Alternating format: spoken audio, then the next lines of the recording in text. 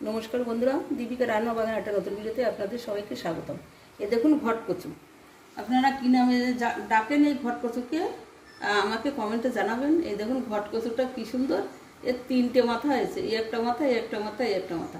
এই ঘটকচু দিয়ে আমি একটা নতুন রেসিপি করব। কিভাবে ঘটকচু দিয়ে একটা নতুন রেসিপি করব ভিডিওটি আপনারা প্রথম থেকে শেষ অবধি দেখতে থাকুন। ঘটকচুটা আমি এখন কেটে নেব।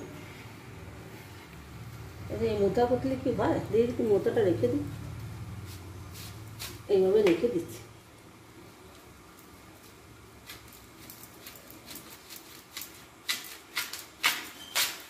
বাবা কি আনন্দ, বাবা কি তো সিদ্ধ হবেন তো,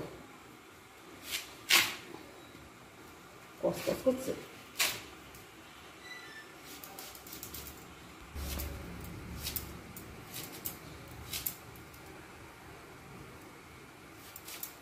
এইভাবে কচুটাকে আমি পুরো কেটে নেব। কেটে ধুয়ে পরিষ্কার করে নিয়েছি, কড়াইতে জল বসিয়ে দিয়েছি, জলটা ফুটে গেছে, আমি সিদ্ধ করে নেব কচুটা।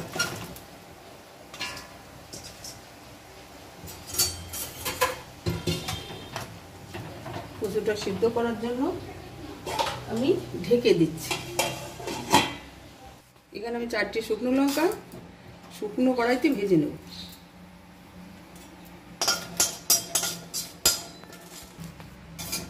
এই লঙ্কার সঙ্গে দিয়ে দিচ্ছি গোটা গোলমরিচ, এটাও একটু ভেজে নেব।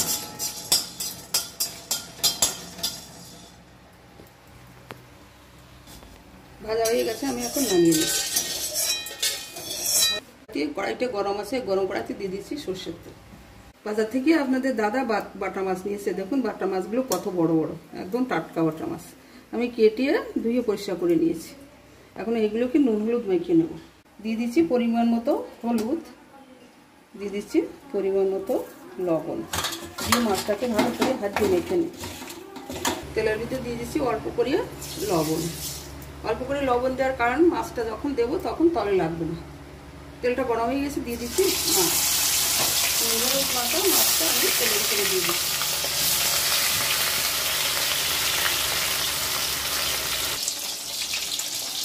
বন্ধুরা এই দেখুন মাছটা আমি কি সুন্দর করে উল্টে পাল্টে ভেজে নিয়েছি।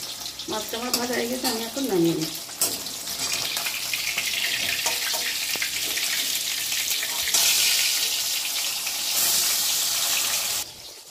বন্ধুরা এই যে লঙ্কা আর গোলমরিচ আমি শুকনো কড়াইতে ভেজে নিয়েছিলাম, এটা আমি খেয়ে দেখে নিচ্ছি। শুকনো কড়াইতে গোলমরিচ আর শুকনো লঙ্কা যদি আপনারা ভেজে প্রচুর তরকারি জাতীয় জিনিসে দেন না, এর টেস্ট দ্বিগুণ বেড়ে যায়। আমার বাটা হয়ে গেছে, আমি এখন নামিয়ে নিচ্ছি। মাছ ভাজা তেলের ভিতর দিয়ে দিচ্ছি গোটা জিরে। বন্ধুরা এই দেখুন কচুটাকে আমি সিদ্ধ করে দিয়েছি, এই তো গুলে গেছে।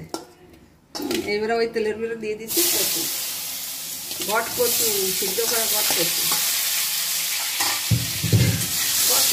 খুব সুন্দর লাগে। আপনারা যদি পান না এই ঘট কচু, একবার রান্না করে খেয়ে দেখবেন, সত্যি খুব ভালো লাগে। তো দিয়ে দেবো পরিমাণ মতো নুন। নুন দিয়ে না কচুটা ভাজলে যদি গলা চুলকায়, কিন্তু যদি নুন দেওয়ার পরে ওর কিছু জলটা, কচুর জলটা বেরিয়ে যায়, তখন কিন্তু গলা চুলকায় না। যদি একটু রসটা বেরিয়ে যায়, গলা চুলকানো আর থাকে না। এইভাবে আমি কচুটা ভালো করে ভেজে নেব। সেটা আমি ভালো করে ভেজে নিয়েছি। এর ভিতর দিয়ে দেবো হলুদ, কারণ হলুদ যদি আমি ভাজার সময় দিতাম না তাহলে কালো হয়ে যায়, এই জন্য হলুদটা কম ভাজতে হবে।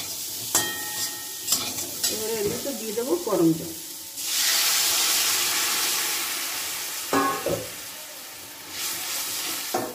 এবার এখন আমি এর ভিতর দিয়ে দেবো সেই শুকনো লঙ্কা আর গোলমরিচ, যেটা আমি শুকনো কড়াইতে ভেজে নিয়েছিলাম সেইটা।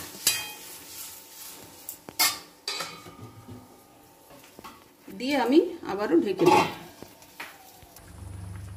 বন্ধুরা দেখুন কচুটা কত সুন্দর গলে গেছে, এই দেখুন।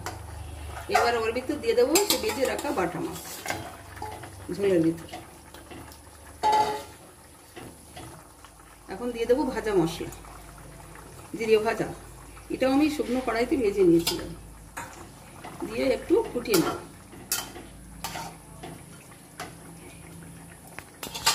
দেখুন বন্ধুরা কি সুন্দর কালার হয়েছে। রান্না হয়ে গেছে আমার বাটা মাছ দিয়ে ঘট কচু। আমি এখন নামিয়ে দিচ্ছি।